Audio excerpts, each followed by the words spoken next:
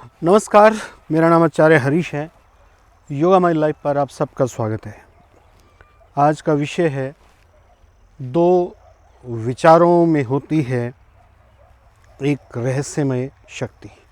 दो विचारों में मतलब कि दो विचारों के बीच में हमारे मन में कंटिन्यूसली लगातार विचार उठते रहते हैं। एक विचार अभी चल ही रहा होता है, इतने में दूसरा विचार उठ जाता है।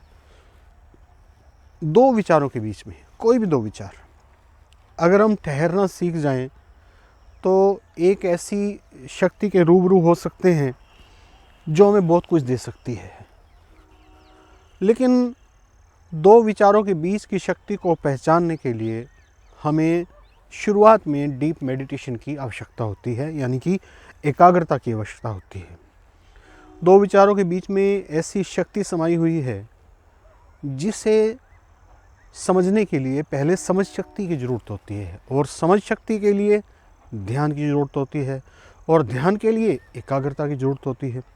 क्योंकि जब तक एकाग्रता नहीं आएगी तब तक ध्यान घटित नहीं होगा, और जब तक ध्यान घटित नहीं होगा तो इस तरह की समझ शक्ति डेवलप नहीं होगी, यानी कि ठहराव नहीं होगा जिससे ये समझा जा सके कि दो विचारों के बीच में कोई शक्ति है भी। जब इस शक्ति का आभास होने लगता है, यानी कि हम एक तरीके से चेतन होने लगते हैं, अवेयर होने लगते हैं, तो इसकी शक्ति का भी पता लगने लगता है कि ये शक्ति जो मुझे आभास दे रही है अपनी शक्ति का, ये कितनी शक्तिशाली है। पहला जो सबसे मुख्य चीज़ जो हमें मिलती है, जैसे हम इस शक्ति को पहचानते हैं, दो विचारों के बीच में हम थोड़ा सा ठहरते हैं, जैसे इस शक्ति को पहचानने लगते हैं, सबसे पहला जो हमें गिफ्ट मिलता है इस शक्ति से वो मिलता है शांति। अथाह शांति के समुंदर में हम गहराई में जाने लगते हैं। वो शांति ऐसी होती है, वो एकाग्रता में भी वैसी शांति नहीं मिलती जितनी दो विचारों के बीच में जो ठहराव है उसमें मिलती है। इतनी शांति ना तो मेडिटेशन में मिलती है, ना एकाग्रता में मिलती है, और ना ही जब हम गहरे ध्यान में चले जाते हैं तब भी नहीं मिलती है। ये केवल और केवल मिलती है जब हम दो विचारों के बीच के गैप को समझना शुरू कर देते हैं। गैप दो विचारों के बीच में जो है वो वास्तव में क्या है? कंसंट्रेशन से जो गैप पैदा हो रहा है वो वास्तव में क्या है? अवेयरनेस है, चेतना है। जैसे जैसे हम चेतन होते हैं वैसे वैसे वो गैप बढ़ता चला जाता है। या इससे उल्टा भी सत्य है कि जैसे जैसे हम अवेयर होंगे वैसे वो गैप बढ़ता चला जाएगा, या जैसे जैसे वो गैप बढ़ेगा वैसे वैसे हमारी अवेयरनेस की शक्ति भी बढ़ती चली जाएगी। और वही अवेयरनेस की शक्ति जो बढ़ेगी वो हमें सिखा देगी इस जगत के पीछे छिपी हुई सच्चाई को। ये जगत जो है, ये चारों ओर जो दृश्य दिखाई दे रहा है जगत का, मेरा होना, आपका होना, और ये चारों ओर के जो एक्सपीरियंसेस हैं ये एक कॉन्शियसनेस के अंदर हो रहे हैं।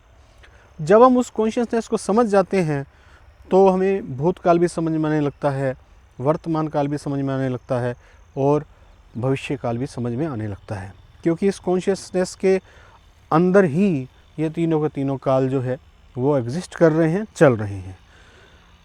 ये तो थी इस शक्ति के माध्यम से भूत, वर्तमान और भविष्य की बात।